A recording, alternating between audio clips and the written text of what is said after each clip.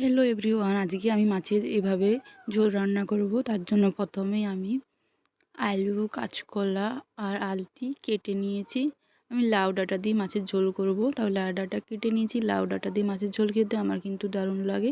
এরপর আমি মাছগুলো নুন হলুদ মাখিয়ে রেখে দিচ্ছি 5 মিনিটের জন্য রেস্টে। এরপর কড়াইয়ে তেল দিয়ে আমি মাছগুলো এপিট ওপিট লাল লাল করে ভেজে নেব। যারা আমার ইউটিউব থেকে দেখছো তারা আমার ইউটিউব চ্যানেলটা সাবস্ক্রাইব করে নেবে, এবং যারা আমার ফেসবুক পেজ থেকে দেখছো তারা ফেসবুক পেজটা ফলো করে নেবে। ভিডিও ভালো লাগলে লাইক কমেন্ট শেয়ার করতে অবশ্যই ভুলবেন না। এরপর মাছগুলো ভাজা হয়ে যাওয়ার পর আমি তুলে নিচ্ছি।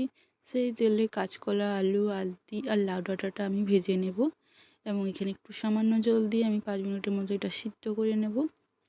এদিকে সিদ্ধ হয়ে গেলে এগুলো আমি নামিয়ে নিচ্ছি, এবং সে নামানোর পর কড়াইয়ের মধ্যে দিয়ে দিচ্ছি তেল, তেজপাতা আর কালো জিরে ফোড়ন। তারপর একটা পেঁয়াজ কেটে রেখেছিলাম, পেঁয়াজটা ভাজা হয়ে গেলে আদা, রসুন আর কাঁচা লঙ্কা পেস্ট দিয়ে দিচ্ছি। এটা ভাজা হয়ে গেলে লঙ্কা গুঁড়ো, জিরা গুঁড়ো, ধনে গুঁড়ো, হলুদ গুঁড়ো দিয়ে কষিয়ে নেব। কষানো হয়ে গেলে ভেজে রাখা সবজিগুলো আমি দিয়ে দিচ্ছি। ভালো করে একটু কষিয়ে নেব। ভালো করে কষানো হয়ে গেলে যখন একটু সুগন্ধ বেরোবে তখন আমি এর মধ্যে দিয়ে দিচ্ছি জল। জলটা ফুটে আসলে আমি এখানে দিয়ে দেব মাছগুলো। তারপর কাঁচা লঙ্কা ছিঁড়ে দিয়ে নামিয়ে নেব। যারা এভাবে একবারও ঝোল বানাওনি অবশ্যই একবার বানিয়ে দেখো।